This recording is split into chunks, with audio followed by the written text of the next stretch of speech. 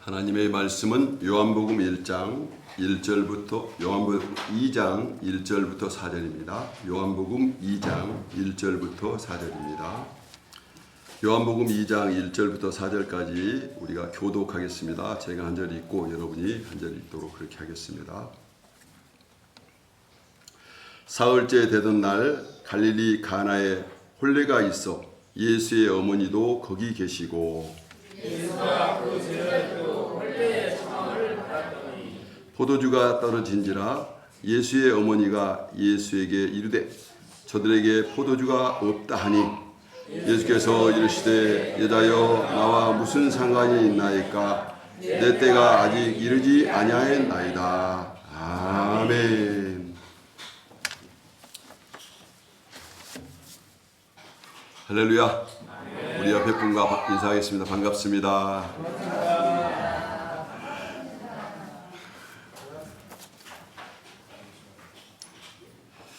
예수님께서 공생애를 살아가면서 세 가지 일을 하셨습니다. 공생애라는 것은 예수님이 33년 동안 사시는데 30세까지는 조용히 아무 일도 사람들이 예수님을 주목하지 않았어요. 그런데 30세가 되신 이후에는 하나님의 일을 하기 위해서 공적으로 등장하는 것을 공생애라고 합니다. 그래서 성경에 예수님이 3년 동안 한 행적들을 기록해 놓은 것이 바로 복음서인데요. 이 공생애 기간 3년 동안 예수님이 하셨던 세 가지 일이 있습니다. 첫째는 진리를 전하셨어요. 세상에 진리가 있어야 됩니다. 진리라는 것은 변하지 않는 반드시 꼭 따라갈 수 있는 그 기준, 방향, 이게 진리입니다. 사람은 진리를 통해서 기준을 갖지 아니하면 사람들은 방황하게 돼 있어요. 근데 예수님은 이 세상에 진리를 말씀하셨어요. 무슨 진리에 말씀하셨냐면 예수가 그리스도라는 겁니다. 예수가 하나님이라는 거예요.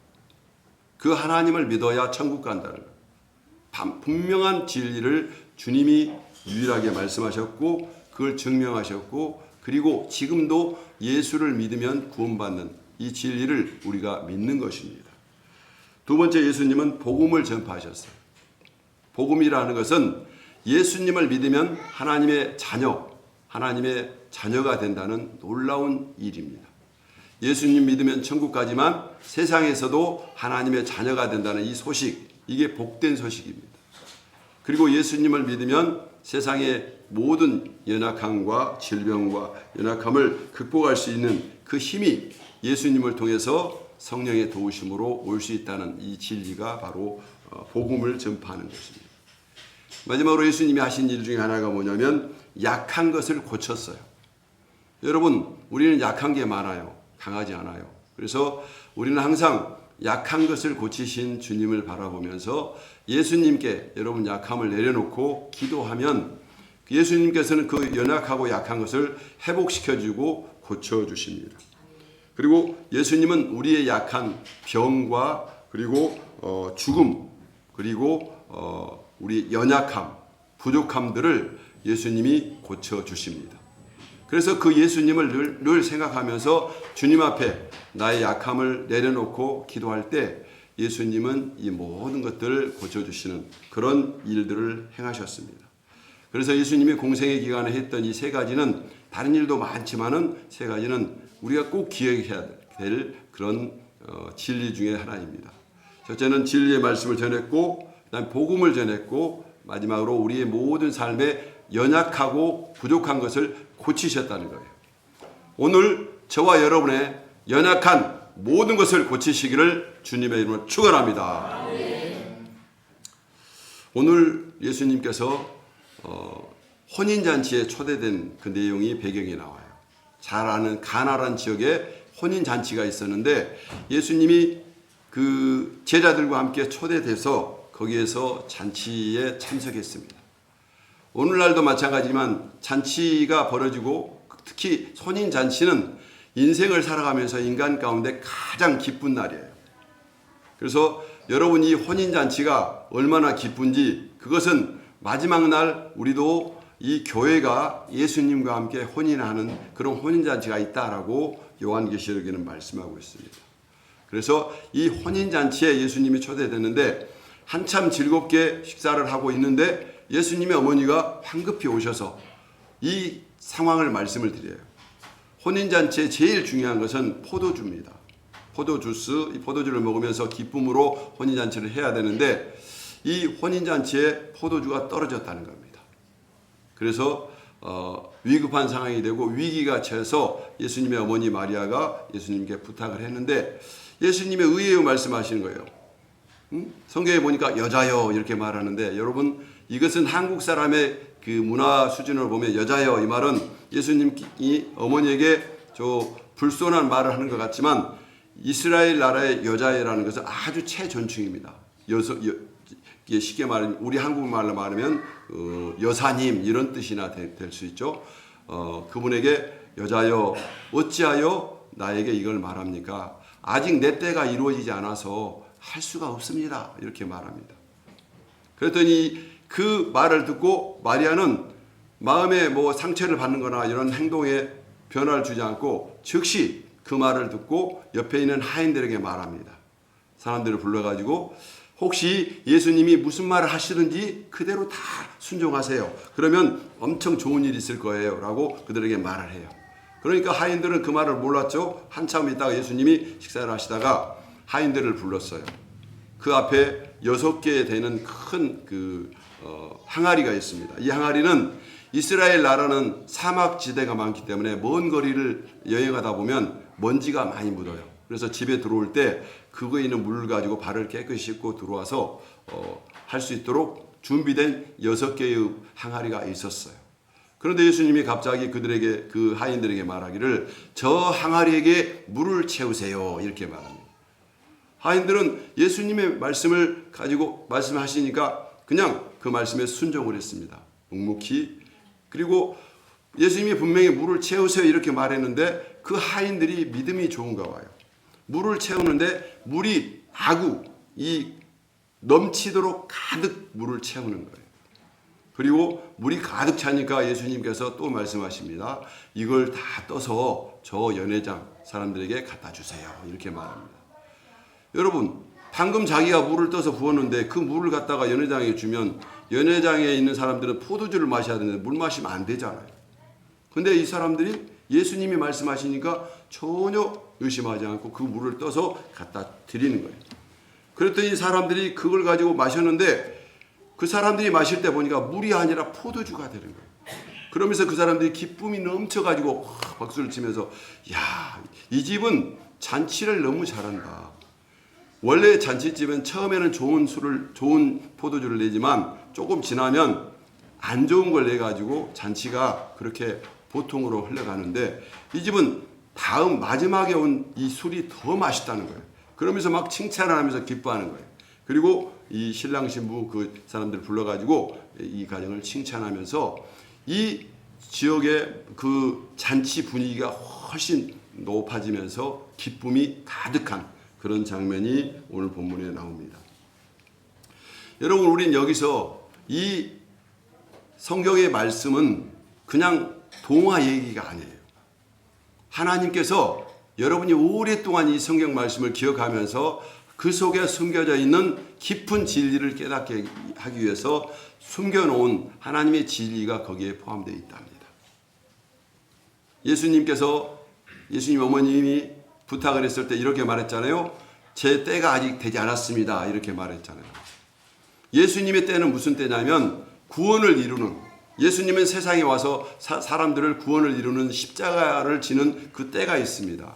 그때 모든 것을 이루기 위해서 예수님의 때를 주님이 가지고 계시는데 예수님이 그 때가 되지 않았음에도 불구하고 예수님이 어머니의 말씀을 들었어요. 그리고 어머니 말씀대로 그렇게 그 가정의 어렵고 곤란한 포도주 문제를 해결해 줬어요. 여기서 우리는 뭘 발견할 수 있냐면 예수님이 누군가를 아셔야 됩니다. 예수님은 하나님의 아들입니다. 하나님의 아들이고 하나님이세요. 하나님은 주인이기 때문에 하나님은 이 세상의 모든 때를 자기 중심적으로 만들 수 있는 주권이 있음을 믿으시기 바랍니다. 우리가 불가능한 일이 있다 할지라도 주인이 허락하시면 가능해요. 여러분, 예수님이 누구냐면 주인이라고 합니다. 예수님을 주 예수 그리스도. 예수님이 주인입니다. 한번 따라서 해보세요. 예수님은 크게 하세요. 예수님은 나의 주인입니다. 네, 맞습니다. 여러분, 우리 모든 세상에 주인이 누군가를 아는 것이 지혜예요. 주인의 뜻대로 하는 사람은 칭찬을 받지만 주인의 뜻대로 하지 못한 사람은 열심히 일을 해도 채찍을 맞아요. 그래서 어느 곳에 가든지 그 일을 주관하는 주인이 누군가를 보고 그 사람에게 먼저 물어서 그 사람이 원하는 대로 하는 사람이 지혜로운 사람이에요. 지혜로운 종은 열심히 일하는 종이 지혜로운 종이 아니에요. 지혜로운 종은 주인에게 주인님 뭘 할까요? 그러면 이거 하라. 그러면 하는 거 시키는 것만 해야 돼요. 이 종이 머리가 좋아가지고 이 하다가 주인이 시키지 않는 것까지 막 하면은 주인이 뭐라고 하는지 아세요? 건방진 놈 이렇게 해요. 칭찬도 안 하고 시키지도 않는 일을 하면 건방진 놈 이렇게 해요. 그리고 나서 어떻게 하냐면 혼내요. 그래서 주인이 하라는 대로 그것만 잘하면 칭찬을 해요. 그리고 또 다른 일을 시킬 일 없습니까? 그러면 이거 해, 이거. 그래서 종은 주인이 하라는 대로 하는 것이 복이에요. 예수님을 우리는 주인이라고 고백해요. 근데 이 주인이 예수님이 때를 움직였어요. 지금 때는 이 포도주를 고치고 또 해야 될 때가 아닌데 예수님께서 그 때를 주님께서 주인이기 때문에 주도적으로 고쳐서 그 잔치가 벌어지는 그 혼인잔치를 풍성하게 만들고 하나님의 영광을 나타낸 줄 여러분 믿으시기 바랍니다. 평소에는 몰랐는데 예수님이 물을 포도주로 만든 걸 보면서 제자들이 깨달은 거예요. 와, 이분이 하나님의 아들이고 이분이 주인이구나. 물을 포도주로 만든 적이 없는데 예수님이 말씀하셔서 그대로 바꿔버리니까 제자들이 비로소 예수님을 믿는 거예요. 와, 예수님은 물을 포도주로 바꾸는 주권적이 있는 하나님이시구나. 하나님이시란 증거를 영광을 드러내면서 나타내는 거예요. 그래서 예수님은 평소에는 숨어 계시지만 예수님은 말씀하고 또 그 말씀대로 살아갈 때 이 세상에 하나님의 영광이 드러나게 하신 줄 여러분 믿으시기 바랍니다. 두 번째로는 이 마리아에게서 우리가 진리를 찾을 수 있어요. 마리아는 예수님께 말씀을 드렸는데 거절을 당했잖아요. 여러분, 마리아가 예수님께 부탁을 했지만 예수님이 왜 마리아의 말을 들어줬냐면 마리아는 예수님의 어머니도 되지만 기도를 했다는 거예요. 예수님은 기도를 들어주신 분이에요. 어머니라고 해서 특별히 들어준 것이 아니라 기도는 모든 사람이 예수님께 기도하면 예수님은 그 기도를 들어주시는 하나님임을 믿으시기 바랍니다. 여러분도 기도하면 하나님이 들어주셔요. 그래서 하나님께서는 하나님이신 예수님은 그 기도를 들어주고 결국에는 응답하신 줄 여러분 믿으시기 바랍니다.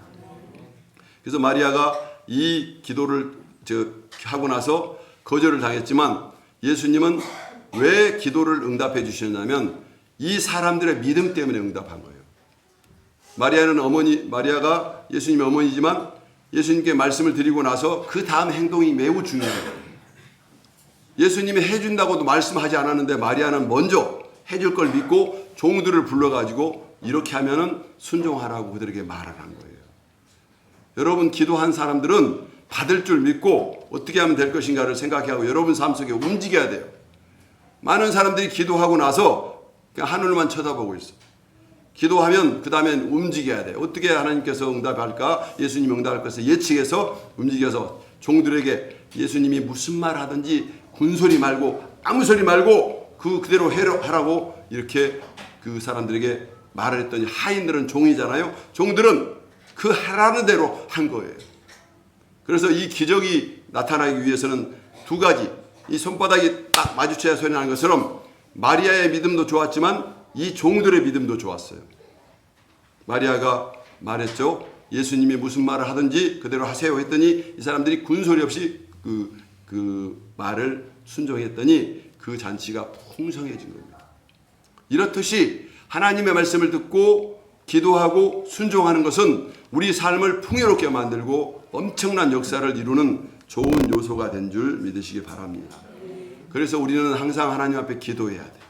언제든지 기도하면 하나님은 때를 바꾸시고 언제든지 기도하면 하나님께서 원하신 때에 우리가 생각하는 것보다 더 풍성한 방법으로 역사하는 하나님임을 이 말씀은 우리에게 가르쳐주고 있습니다. 그리고 가장 중요한 것은 이 종들의 또 믿음입니다. 이 종들은 그 마리아의 말을 듣고 예수님이 누군지도 잘 몰라요. 그런데 그 주인이 하란 그 사람이 하라는 대로 그들은 조용히 아무 소리 없이 침착하게 그 일을 했습니다. 자기 생각을 전혀 가미하지 않고 그대로 순종만 했어요.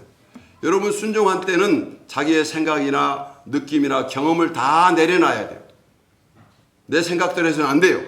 근데 그대로 순종을 했더니 물이 포도주로 변해서 모든 사람이 기쁘고 더 나아가 예수님이 하나님의 아들이라는 이 사실을 나타내는 성경의 내용을 순종을 통해서 완성하게 된 것입니다.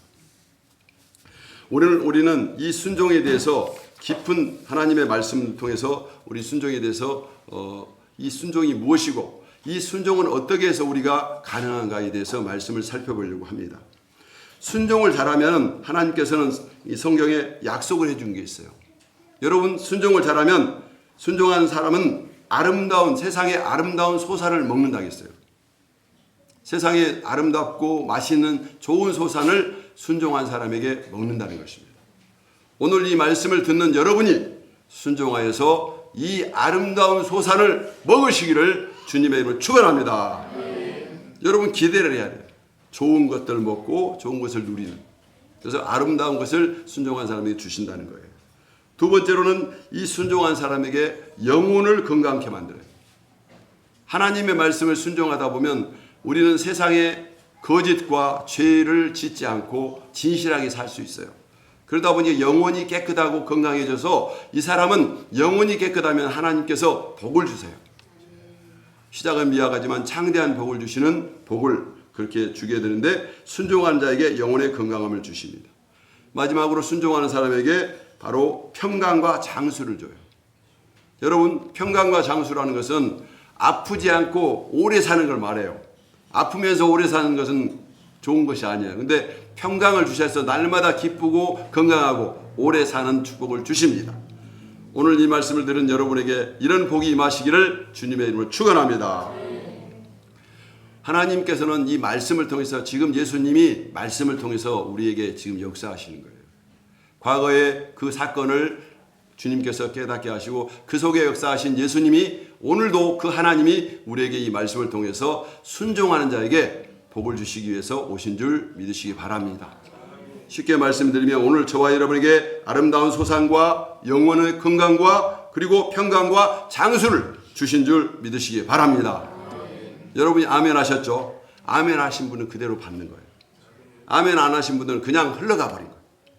지금이라도 아멘 하면 될까요? 안 돼요. 말씀 선포될 때, 내려올 때, 찬스가 있을 때.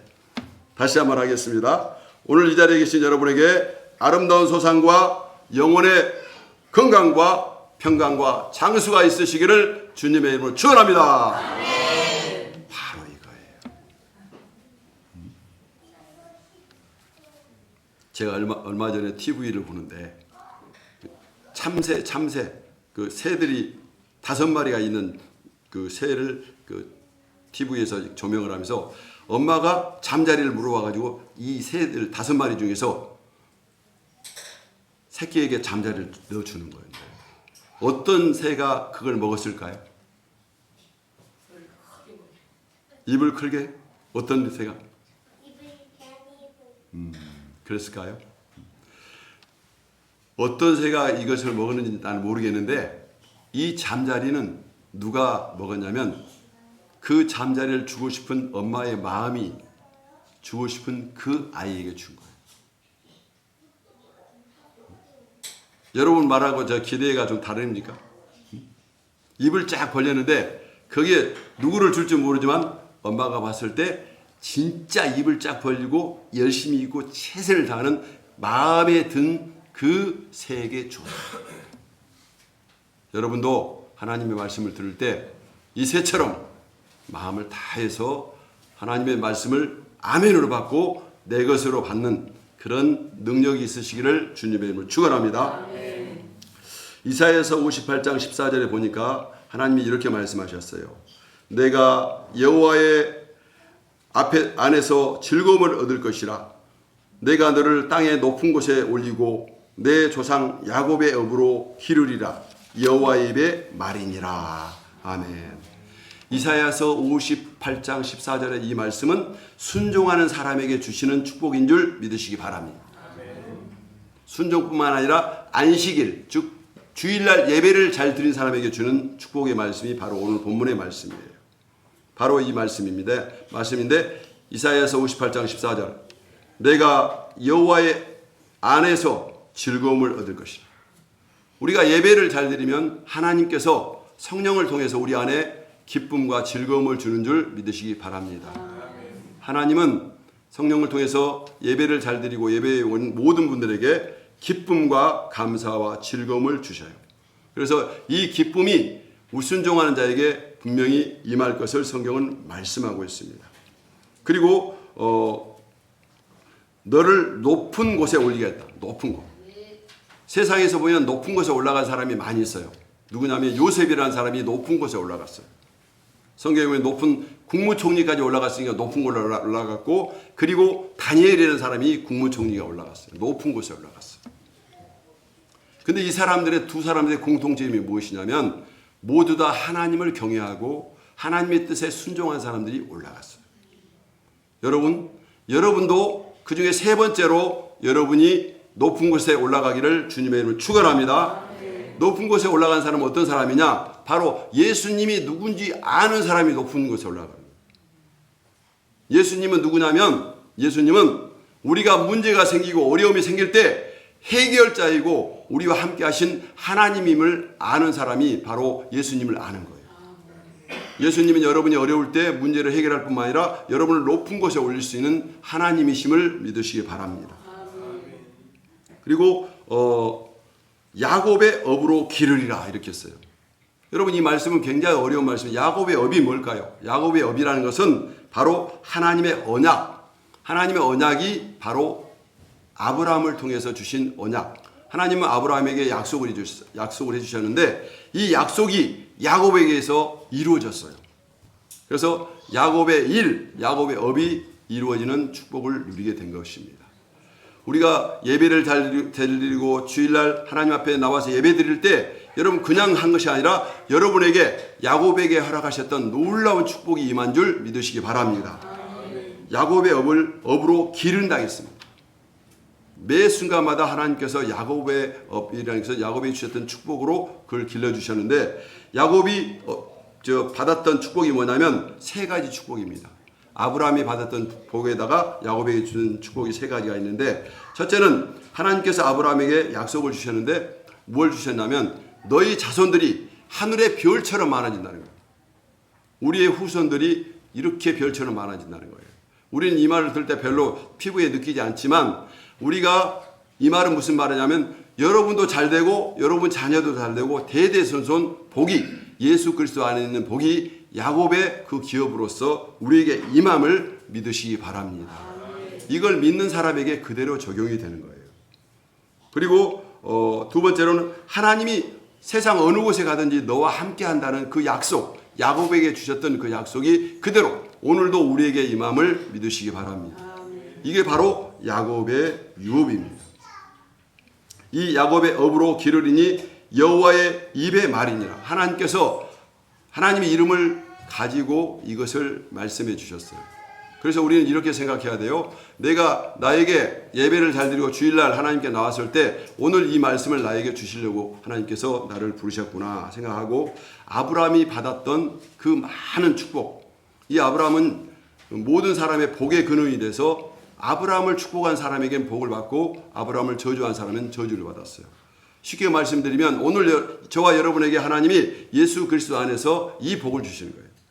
여러분에게 선대하고 좋은 일을 한 사람은 복을 받고 여러분을 막 해코지하거나 어렵게 만들거나 여러분을 나쁜 소리 한 사람은 저주를 받아요.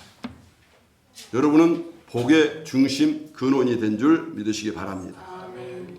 그래서 우리는 그 말씀을 통해서 뭘 배워야 하냐면 하나님의 말씀에 순종하고 주의를 잘 지키면 이런 엄청난 복을 받는구나 하는 것을 깨달으시기를 주님의 이름으로 축원합니다. 그렇게 될 때 이 순종한 사람에게 사도행전 3장 19절에 이렇게 말하고 있습니다. 순종하는 자에게는 유쾌한 날이 이르리라 이랬습니다. 유쾌한 날이 무슨 날일까요? 유쾌한 날이라는 것은 하나님의 인도를 따라서 그분의 말씀에 순종하게 되면 하나님께서는 언제든지 우리에게 복을 주시고 문제를 해결해 주시고 우리를 키워주시는 하나님의 성경에 있는 모든 내용의 복이 저와 여러분에게 그대로 임해서 너무 좋아가지고 감사하고 그리고 기뻐하는 날이 유쾌한 날이에요. 여러분 그 날이 언제 올지 몰랐죠? 따라서 해보세요. 그 날이 오늘입니다. 예수님의 말씀을 듣고 있는 날이 오늘이에요. 저는 이 말씀을 준비하면서 하나님이 우리 소중한 교회 성도들을 너무 사랑하신 거예요. 오늘 이 시간 여러분에게 유쾌한 날이 임한 거예요. 유쾌한 날은 무슨 하나님의 그 약속된 말씀을 이루어서 열매를 따먹고 이 맛이 이거구나 너무 기뻐가지고 하나님 감사해요 하고 하나님께 그 열매를 갖다 드리는 기쁜 그런 복된 인생이 바로 유쾌한 날을 맞이하는 날이죠. 주일날은 여러분 힘든 날이 아니에요. 주일날은 하나님의 은혜를 받고 여러분이 영혼이 유쾌하고 영혼이 건강하고 그리고 사람들에게 복을 받고 인정받으면서 하나님의 그 기도했던 그 기도가 응답되기를 주님의 이름으로 축원합니다.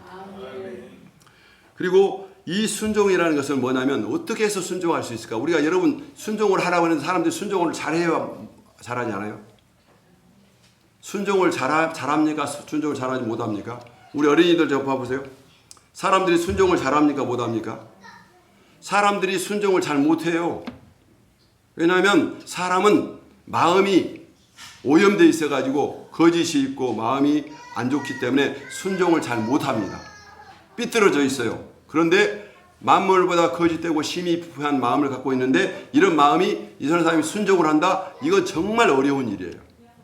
그런데 성경에 보니까 순종하는 것은 그냥 우리가 마음만 먹으면 되는 게 아니고 순종하는 것은 어떻게 되느냐? 배워야 된다는 거예요. 세상에 잘 되기를 원하는 사람은요 반드시 배워야 돼요. 공부도 열심히 배워야 잘 되는 거고요. 여러분 순종도 축복도 배워야 잘 돼요. 그 근거가 되는 말씀이 히브리서 5장 9절에 말씀하고 있습니다.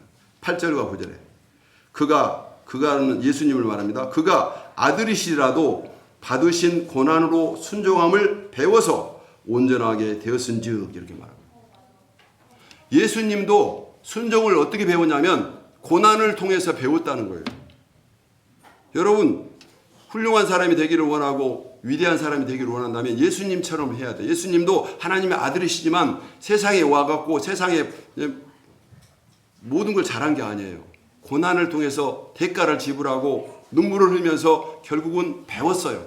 그래서 그 고난을 통해서 순종하게 된 그런 삶을 주님의 삶을 통해서 우리에게 말씀해 주고 있습니다. 그래서 순종을 잘하면 우리에게 유쾌한 날이 오는데 이건 아무나 하는 것이 아니라 예수님처럼 고난을 그대로 감수하고 그걸 가지고 훈련하고 배워서 하나님의 일을 감당할 수 있는 순종도 배워야 된다는 것입니다. 그래서 어떻게 만드냐면 자기를 순종하는 모든 자에게 영원한 구원의 근원이 되셨다고 그랬습니다. 하나님의 아들신 예수님은 그냥 자동적으로 순종해서 십자가를 지면서 이룬 것이 아니라 세상에 와서 너무 불편하지만 그래도 고난을 통해서 점점 순종을 잘 배워서 마음도 온전해지고 하나님 보시기에 아름다운 온유한 사람이 되었다는 거예요. 마태복음에 보니까 예수님의 마음을 닮아라고 말씀하셨는데 예수님의 마음은 온유하고 겸손하다고 했어요. 이게 온유하고 겸손해야만이 순종해요. 여러분 마음이 온유하고 겸손하지 않으면 절대 순종할 수 없습니다. 마음이 삐뚤어지면 절대 순종할 수 없고 마음이 아주 중요해요. 그런데 이 마음을 온유하고 겸손하게 만들려면 배웠다는 거예요. 여러분 공부를 배우는 것이나 삶을 배우는 이 모든 것들은 좀 더 좋은 하나님의 뜻을 이루기 위한 하나님의 축복임을 여러분 믿으시기 바랍니다. 그래서 우리에게 이렇게 배울 때 무엇을 주시냐면 유쾌한 날을 하나님이 허락해 주십니다. 이 유쾌한 날은 하나님의 인도하심을 인정하면서 하나님이 인도하시고 그 인도하셔서 결국에는 하나님의 뜻을 온전하고 또 순종하는 우리에게 하나님이 우리에게 주시는 예비된 축복을 얻게 하신 줄 여러분 믿으시기 바랍니다. 여기서 말하는 고난은 뭐냐면 바로 십자가의 고난을 말해요. 여러분 십자가의 고난을 통하지 않고는 좋은 것을 절대 얻을 수 없어요. 십자가를 순종해야만이 부활을 갈 수 있거든요. 이것은 진리입니다. 예수님을 믿는 사람은 십자가의 고난을 통하고 그 다음에 부활의 단계로 들어가는 거예요. 이것은 예수님을 믿는 사람들뿐만 아니라 세상 사람들도 모두 동일한 그런 길인 것입니다. 그래서 우리는 이 고난의 길을 갈 때 이 고난 속에 예수님이 가르쳐주신 고난을 통해서 뭘 배우냐면 십자가를 배우는 거예요. 세상 일이 만만한 것이 아니라 항상 어려움이 있지만 그 어려움을 극복하기 위해서 배우다 보면 이 어려운 십자가의 길을 극복하게 되고 거기에서 여러분이 강해지고 놀라운 역사가 있게 되는 것입니다. 예전에 우리 한국에 유명한 그 장수가 하나 있어요. 임꺽정이라는 장수가 있습니다. 이 장수는 천민입니다. 그런데 천민인데 어느 날 그 부모님이 이 아이 재능이 특출하기 때문에 훈련을 시키기 위해서 어떻게 했냐면 자기 대문 앞에 나무를 한 그루 심었어. 이만한 30cm 된 나무. 그러면서 임꺽정이 하는 말이 너 날마다 이 나무를 띄어서 건너라 이렇게 말했어요. 그래서 날마다 30cm 되니까 뭐 폴짝폴짝 건넜죠. 근데 1년이 지나니까 나무가 얼마나 이만큼 크잖아요. 여기를 뛰어넘는 거야. 2년이 지나니까 나무가 이만큼 뛰어넘잖아. 나무가 커질 만큼 이 사람이 그 나무를 막 뛰어넘기 위해서 펄짝펄짝 했는데 결국은 이 사람이지만 날아가지는 않았지만 이 사람이 어렸을 때 훈련이 돼갖고 장수가 됐는데 젊은이가 됐는데 보통 사람들보다 3배 이상을 높이 날라서 거기다 무술까지 겸비하기 때문에 탁월한 장수가 됐다. 그래서 결국은 이 천민으로 태어난 사람이 날마다 부모님이 시킨 그 일을 하다 보니 큰 장수까지 되었다는 겁니다. 여러분, 우리는 예수님을 믿는 사람이라고 예수 믿는 순간 아무 일도 않고 편안하게 천국 가는 게 아니에요. 예수님을 믿으면 말씀을 지켜야 되기 때문에 말씀을 지키기가 쉽지가 않아요. 말씀을 지키려면 순종하지 않으면 지킬 수가 없어요. 왜냐하면 말씀이 들어와도 내 생각 때문에 말씀이 없어지기 때문에 우리는 매 순간마다 내 자신에게 하나님의 말씀을 마음의 중심으로 하는 진리의 말씀을 마음에 품고 그리고 우리의 생각을 버리는 이런 훈련들을 하나님을 통해서 말씀을 통해서 배워야 돼요. 예수님은 항상 하나님 앞에 기도하면서 매 순간마다 하나님이 주님의 말씀을 들어주심을 느끼고 기도했어요. 예수님은 하나님의 아들이지만 항상 하나님과의 관계 속에서 하나님이 자기의 말을 들어준다고 믿었어요. 어느 날 예수님이 이렇게 복음을 전하고 있는데 소식이 온 겁니다. 자기가 사랑하는 나사로가 죽게 됐다는 거예요. 나사로가 굉장히 사랑하는 사람이기 때문에 죽게 되었다면 즉시 가서 예수님이 기적을 베풀어서 그를 낫게 해야 되잖아요. 근데 이상하게 예수님은 그날따라 그 소식을 듣고도 이틀 동안 거기서 가만히 복음만 전하고 가만히 계시는 거예요. 그래서 그 다음날 어떤 소식이 듣냐면 나사로가 죽었대요. 나사로가 죽었다 하니까 그때서 예수님이 거기를 가시는 거예요. 갔더니 그 동생 마리아와 마르다가 예수님을 보면서 예수님 왜 이제 오셨어요? 예수님이 계셨으면 동생이 안 죽었을 텐데 막 이렇게 울면서 말을 하는 거예요. 예수님께서 걱정하지 마라 이렇게 하면서 보니까 나사로가 동굴로 되어 있는 그 묘에 다 장사가 이미 되어 있는 거예요. 냄새도 나요. 근데 예수님께서 이렇게 말합니다. 저 동굴문을 열어놔라. 그리고 예수님께서 말합니다. 하나님 앞에 기도를 하는데 그 기도 제목이 이런 내용이에요. 아버지 하나님, 항상 아버지께서 나의 말을 들어주심을 감사합니다. 이렇게 예수님이 기도해요. 여러분 순종하는 사람은요. 항상 하나님이 여러분의 기도를 들어주고 있다고 믿으시기를 주님의 이름으로 축원합니다. 예수님이 그렇게 했어요. 예수님이 순종을 배웠잖아요. 고난을 통해서. 고난 가운데 있을 때마다 하나님께서 예수님이 기도하면 하나님이 들어주신 것을 예수님이 늘 듣고 그걸 고백하는 거예요. 오늘도 문제가 생겼고 나사로가 죽었는데 지금 내가 하나님께 기도할 때 하나님이 들어주심을 나는 믿습니다. 그리고 항상 하나님이 내 말을 듣고 있는 것을 내가 알고 있습니다. 이렇게 기도하는 거예요. 우리 여기 계신 여러분들은 예수님이 하나님으로서 우리의 모든 기도를 항상 듣고 계심을 믿으시기 바랍니다. 이 믿음이 있어야 우리가 순종할 수 있어요. 우리가 노력을 잘하고 결단이 좋다고 순종한 게 아니고 하나님이 내게 함께 계신다는 이 음성과 그 기도에 대한 확신, 신앙생활은 확신이에요. 확신이 있지 않으면 우리는 하나님 말씀을 순종할 수 없는 많은 죄악이 갖고 있는 한계가 있는 사람들입니다. 오늘 성경을 통해서 하나님이 우리 소중한 교회 여러분에게 말씀합니다. 여러분들이 문제가 있다. 포도주가 떨어질 수도 있고 어려운 문제가 있다. 그러나 너희들이 기도할 때 내가 항상 내 소리를 듣고 있는 하나님이 있다. 이것을 네가 믿어라. 이것을 말씀하고 있습니다.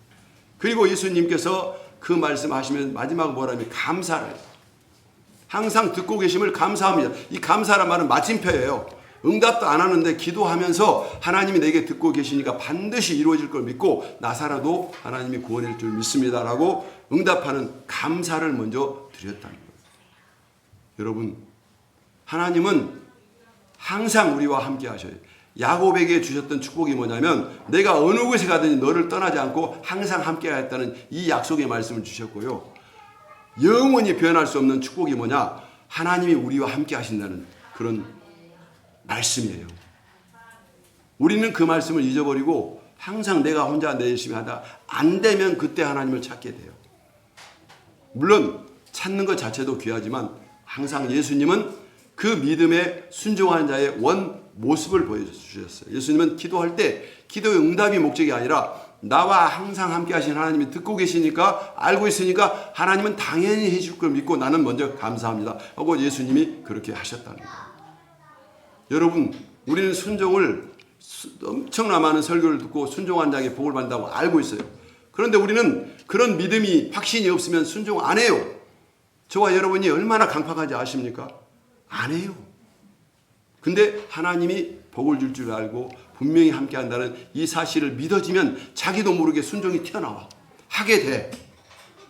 교회 다니는 사람들은 신앙생활을 훈련하는 게 아니에요. 예수님을 제대로 알면 예수님께 부탁만 하고 그 다음에는 걱정할 필요가 없어. 마리아를 보세요. 마리아가 와서 예수님께 말만 했잖아요. 이 집에 포도주가 없어요 하고 말만 하고 그냥 가버리잖아요. 마리아는 전혀 걱정하지 않아요. 이 예수가 하나님인 걸 알고 이 사람이 문제를 해결할 줄 알고 그냥 맡기고 가버리는 거예요. 여러분이 하나님께 기도하고 그냥 편하게 주무세요. 이게 하나님에 대해서 예수님에 대해서 아는 거예요. 예수님이시고 하나님이신 분은 반드시 문제를 해결할 뿐만 아니라 더 풍성히 이룰 줄 여러분 믿으시기 바랍니다. 마리아가 왜 예수님께 그렇게 말만 하고 가셨을까요? 마리아의 마음속에는 확신이 있었어요. 하나님께 맡기면 하나님은 이루지 못할 일이 없다고 그런 배웠어요. 경험을 통해서. 생각해 보세요. 처녀인데 처녀가 어떻게 애를 낳을 수 있어요? 불가능한 일 아니에요. 근데 하나님이 오셔서 너 처녀인데 애를 낳을 것이다 했어요. 깜짝 놀래가지고 아유 저는 사례도 잘 모르는데 그랬더니 아니 하나님께 능치 못할 일이 없는. 그때 그는 배운 거예요. 아 하나님은 능치 못할 일이 없구나. 우리는 불가능한 일인데 그 말씀이 내게 왔으니까 내가 아멘만 하고 순종하면 되겠구나 하고 그가 어리지만은 그 말씀을 아멘으로 받았더니 진짜 아이가 생긴 거예요. 예수가 낳은 거예요. 그래서 세상에서 예수가 태어난 걸 체험한 거예요. 그러면서 그가 깨닫게 아 하나님은 불가능한 일도 말씀만 하시면 되는구나. 그때 아신 거예요. 여러분 우리 소중한 교회 성도 여러분 그걸 깨달으세요. 여러분의 삶이 지금까지 어떤 삶이 됐다 할지라도 하나님이 할 수 있다는 사실을 알고 여러분이 기도만 할 수 있다면 여러분 절망할 필요가 없어요. 하나님이 되니까. 마리아가 2번 말 안 해요. 그리고 말하잖아요. 예수님이 무슨 말을 하든지 순종하라고 사람들에게 말하잖아요. 예수를 설득하지 않았어요. 사람들에게 이렇게 하라고 지시를 해주잖아요. 마리아는 전혀 일말의 의심도 없이 포도주가 해결될 줄 알고 돌아가 버려요. 마리아는 마음에 확신이 있었기 때문에 그렇습니다. 여러분이 왜 우리 소중한 교회에 오신가요? 왜 오셔서 여기서 예배드리고 힘들고 봉사하고 섬기고 이렇게 하셔요? 그 이유는 이 소중한 교회는 하나님이 계시기 때문에 그런 줄 믿으시기 바랍니다. 하나님 보고 온 거예요. 여러분 교회 와가지고 손해 나면 안 오셔도 돼요. 왜냐하면 하나님께서 역사하시니까 여러분의 삶을 그렇게 풍요롭게 하신 그분이 여기 계시니까 그분 때문에 오는 것이지. 하나님을 확실하게 믿고 그 하나님의 말씀을 순종하시기를 주님의 이름으로 축원합니다. 하나님에 대해서 알면 놀라운 비밀이 있어요. 여러분 영생은 뭐냐면 참 하나님과 그의 보낸 자 예수 그리스도를 아는 거예요. 우리는 평생 영원히 예수를 배워도 다 못 배워요. 계속 예수님에 대해 배워야 돼요. 이 말씀을 통해서 오늘 예수님을 여러분이 배워주고 이 예수 그리스도 안에서 하늘의 세계를 지금 이 눈에 가려졌던 이것을 벗기면서 눈이 열려서 하나님이 누구고 내가 어떠한 믿음을 갖고 있는가를 우리에게 친절하게 말씀해 주고 있는 것입니다. 그래서 예수님은 세상에 오셔서 진리를 말씀하셨고 복음을 말씀하셨고 그리고 약한 것을 고쳐주셨고 말씀만 하신 것이 아니라 이것을 책임지고 이루시는 하나님임을 믿으시기 바랍니다. 다른 건 몰라도요 하나님이 하신 일은 꼭 된다고 마리아처럼 믿으시기를 주님의 이름으로 축원합니다. 여러분이 마리아처럼 믿게 되면 자유로워져요. 예수를 믿으면 내게 응답이 안 와도 기도했다면 끝나는 거예요. 주님이 언젠가는 접수했으니까 반드시 그때만 기다리고 매일 기도하면 되고 여러분의 어려움이 있다면 일단은 접수를 해요. 마리아가 거기서 예수님께 말했잖아요. 보세요. 그 잔치집에 얼마나 많은 사람이 있었겠어요. 수많은 사람들이 문제가 있어가지고 헤매고 또 정말 그걸 해결하려고 노력했을 텐데 아무도 예수에게 오지 않았어요. 근데 마리아는 정답을 알고 있었어. 예수님께 오면 된다는 거. 딱 한 가지. 여러분은 알고 있어요. 예수님이 하나님의 아들이라는 사실 믿습니까? 여러분이 예수님이 하나님의 아들이라는 사실을 알았다면 여러분은 위대한 사람이 될 수 있는 가능성이 있는 줄 믿으시기 바랍니다. 세상의 모든 문제를 여러분이 가져와서 해결해 줘요. 그러면 여러분 그 예수님이 주신 지혜로 탁월하게 돼요. 여러분 예수님을 과소평가하지 마세요. 예수님은 내가 열심히 한다고 해서 축복 주고 내가 막 교회 안 나오고 막 그렇게 딴짓 한다고 해서 막 저주할 그런 분이 아닙니다. 예수님은 여러분을 항상 오게 하시고 언제나 친절하게 하면서 모든 문제의 해답을 갖고 계시는 예수님인 줄 믿으시기 바랍니다. 수가성 여인이 목이 말라서 힘들어가지고 있을 때 예수님은 수가성 여인을 만나기 먼저 그 우물가에 앉아 계셨어요. 성경의 모든 내용을 보면요 정말 탁월한 하나님의 이 움직임을 볼 수 있습니다. 우리가 뭐가 필요할 때 하나님께서는 먼저 계셔요.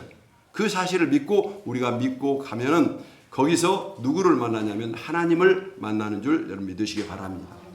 가나 혼인 잔치에서 물이 포도주로 변하는 이 사건이 중요한 게 아니에요. 가장 중요한 것은 가나 혼인 잔치에 예수님이 계셨다는 거예요. 이게 가장 큰 핵심이에요. 여러분의 인생 가운데 문제가 해결되고 기도 응답되고 잘 되는 게 이게 문제가 아니에요.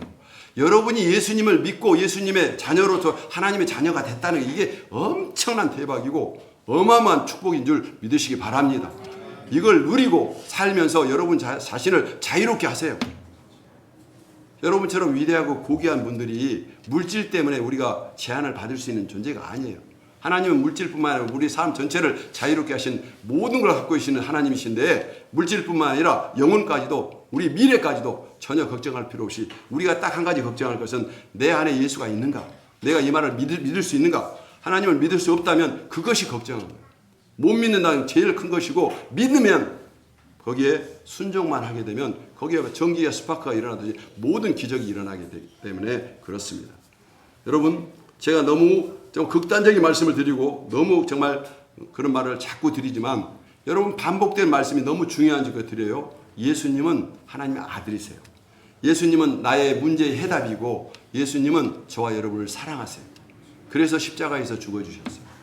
그래서 우리는 그분을 많이 알려고 배우도록 성경도 읽고 공부하고 삶의 현장에서 예수를 개발하고 발견해갖고 깨달은 내용을 가지고 남에게 전하기도 하고 먼저 여러분이 잘 돼가지고 남에게도 전하면서 삶을 살아가다 보면 여러분 척박한 환경 속에서 어떤 일이라도 예수님을 믿으면 다 배울 수 있어요. 예수님처럼. 그래서 예수님은 이 배우는 것을 통해서 여러분을 탁월하게 만들고 위대하게 만들고 그리고 하나님의 영광을 저와 여러분을 통해서 반드시 이루게 될 줄 믿습니다. 오늘 소중한 교회 모든 성도들에게 이 말씀이 그대로 적용이 되고 기억이 되고 여러분이 이 성경에 나와 있는 주인공 마리아처럼 하나님께 쓰임 받으시기를 주님의 이름으로 축원합니다. 기도하겠습니다. 하나님 감사합니다. 예수님이 가까이 계시는데 문제가 생겨도 아무도 몰랐습니다. 그러나 마리아는 체험을 통해서 하나님의 말씀은 이루어진다는 걸 알고 제일 먼저 달려봤습니다. 오늘 우리 소중한 교회 성도들이 예수님을 이렇게 잘 알고 어떤 문제가 생길 때 주님 앞에 올 수 있는 성장하고 큰 믿음을 가질 수 있도록 인도해 주시옵소서. 우리 소중한 교회는 예수 그리스도의 이름으로 하나님의 역사가 있는 교회입니다. 하나님 오늘 이 시간 이 선포된 말씀을 통해서 온 성도들이 은혜 받게 하여 주시옵소서. 하나님의 말씀은 능치 못함이 없는 줄 믿게 하여 주시옵소서. 마리아 같은 확실한 믿음을 가지고 하나님께 늘 순종하여서 하나님께 사랑받고 교회에 유익함을 끼치며 자신의 삶이 아브라함처럼 거부가 될 수 있도록 복을 내려 주시옵소서. 감사하며 축복하고 예수님의 이름으로 기도합나이다.